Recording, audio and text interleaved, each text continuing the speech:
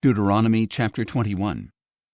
If one is found slain, lying in a field in the land that the Lord your God is giving you to possess, and it is not known who killed him, your elders and judges must come out and measure the distance from the victim to the neighboring cities.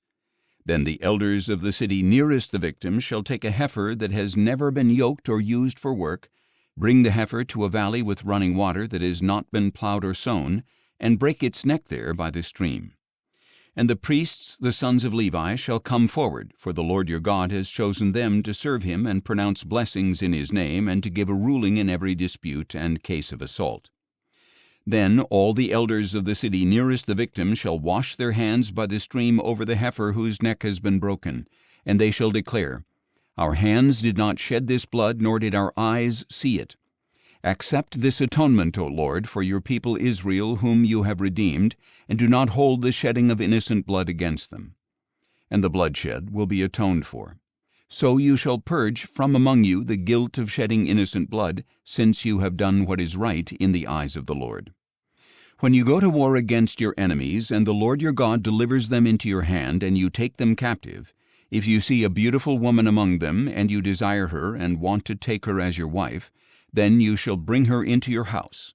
She must shave her head, trim her nails, and put aside the clothing of her captivity. After she has lived in your house a full month and mourned her father and mother, you may have relations with her and be her husband, and she shall be your wife. And if you are not pleased with her, you are to let her go wherever she wishes. But you must not sell her for money or treat her as a slave, since you have dishonored her. If a man has two wives, one beloved and the other unloved, and both bear him sons, but the unloved wife has the firstborn son, when that man assigns his inheritance to his sons, he must not appoint the son of the beloved wife as the firstborn over the son of the unloved wife. Instead, he must acknowledge the firstborn, the son of his unloved wife, by giving him a double portion of all that he has.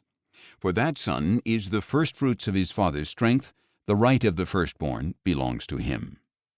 If a man has a stubborn and rebellious son who does not obey his father and mother, and does not listen to them when disciplined, his father and mother are to lay hold of him and bring him to the elders of his city, to the gate of his hometown, and say to the elders, This son of ours is stubborn and rebellious. He does not obey us. He is a glutton and a drunkard. Then all the men of his city will stone him to death. So you must purge the evil from among you, and all Israel will hear and be afraid.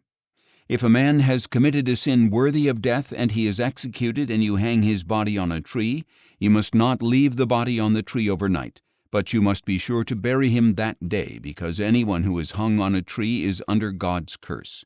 You must not defile the land that the Lord your God is giving you as an inheritance.